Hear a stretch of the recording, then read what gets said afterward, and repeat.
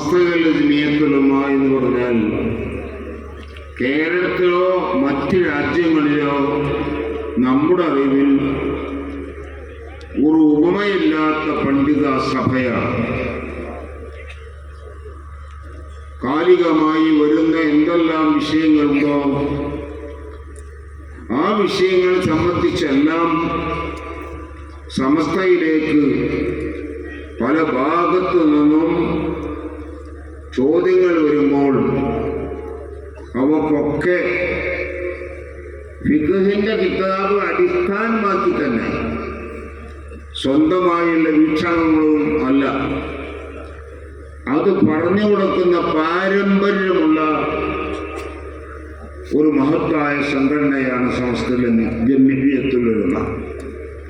അത് സമസ്തയുടെ 100ാം വാർഷികം ഇപ്പൊ നാം കൊണ്ടാടുന്നുണ്ടെങ്കിൽ അത്രയും കാലത്തെയും അതിന് മുമ്പ് ജീവിച്ചു പോയ ഉലമാക്കൾ അവരും സ്വീകരിച്ചു പോന്ന ആ വഴി തന്നെയാണ്.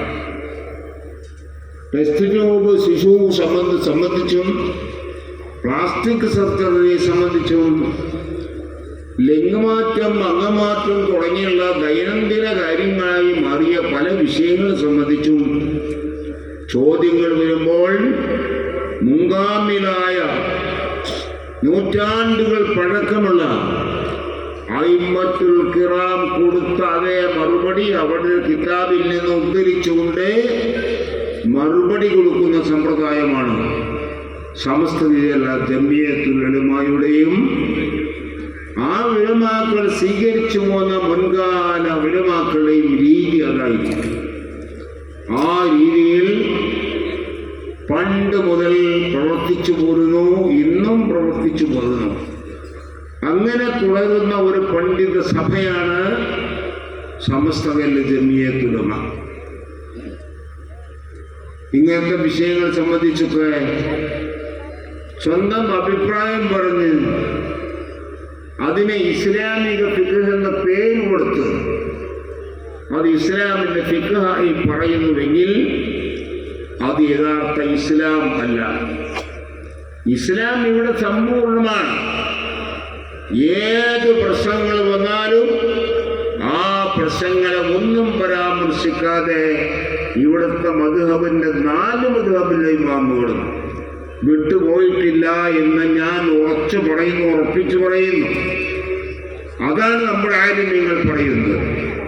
കാരണം നോക്കിയിട്ട് കണ്ടില്ലെങ്കിൽ പിന്നെയും കൂടുതൽ നോക്കിയാൽ അത് കാണും.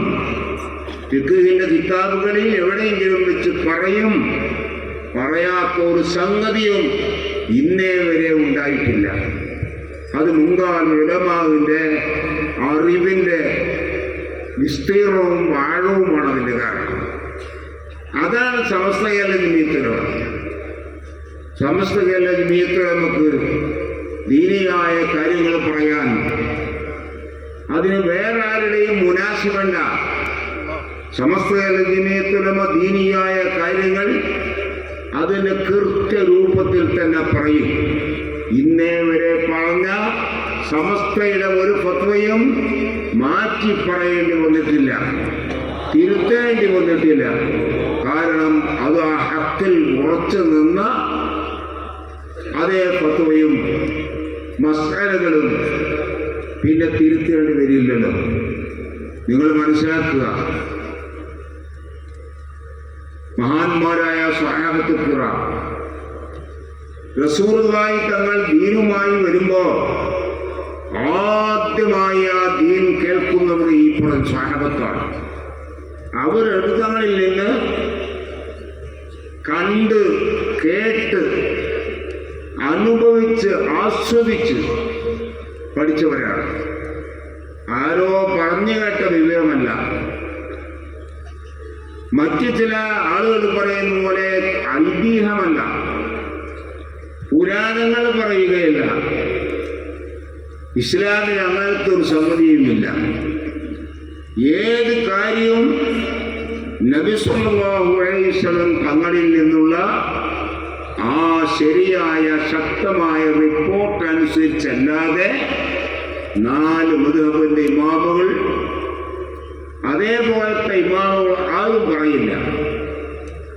പറയുന്നതൊക്കെ നബി സല്ലല്ലാഹു അലൈഹി വസല്ലം തങ്ങൾ സ്വഹാബത്തിന് മുമ്പിൽ സമർപ്പിച്ചതിൽ ചെന്നുമുട്ടു.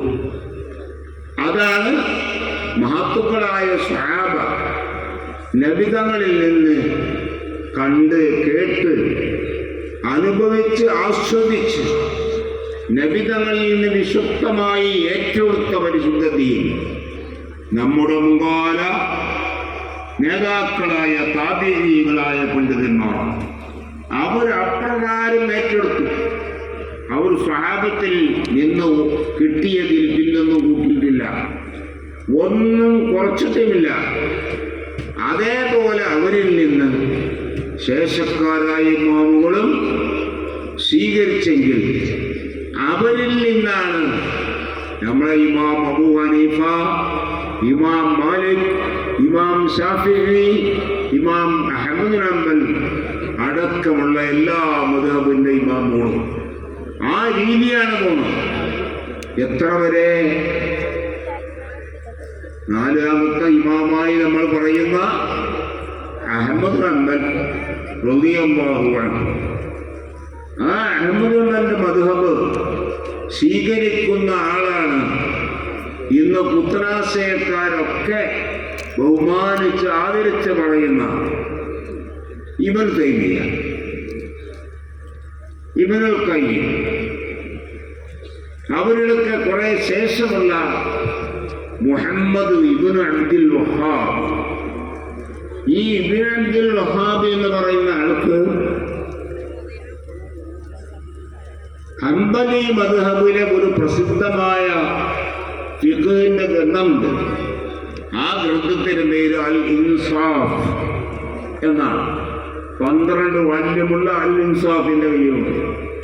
ആ അൽ ഇൻസാഫ് എന്ന ഗ്രന്ഥത്തെ ചുരുക്കി എഴുതിയ മുഖ്തസറുൽ ഇൻസാഫ് ഈ പറഞ്ഞ മുഹമ്മദ് ബിൻ അബ്ദുൽ വഹാബ് അയാളുടെ കൃതിയാണ്. അയാൾ അതിൻ്റെ ആമുഖത്ത് പറയുന്നുണ്ട്. അൽ ഇൻസാഫ് എന്ന ഗ്രന്ഥത്തിന്റെ ആമുഖത്തിൽ അയാൾ പറയുന്നുണ്ട്, വലാ നഅ്തഖിദു അൽ ഇജ്തിഹാദൽ മുതലഖ. ഷാഫി ഇമാമിനെ പോലെ, മാലിക് ഇമാമിനെ പോലെ, അഹ്മദ് ഹംബൽ ഇമാമിനെ പോലെ, അബൂ ഹനീഫ ഇമാമിനെ പോലെ സ്വതന്ത്രമായ ഇജ്തിഹാദ് വാദിക്കുന്നവരല്ല നമ്മളൊന്നും. വലാ അഹദുൻ ലദൈനാ യദ്ഈ, നമ്മുടെ അടികൾ നമ്മുടെ പക്ഷത്ത് അങ്ങനെ വാദിക്കുന്ന ഒരാളുമില്ല. പിന്നെ എന്താ?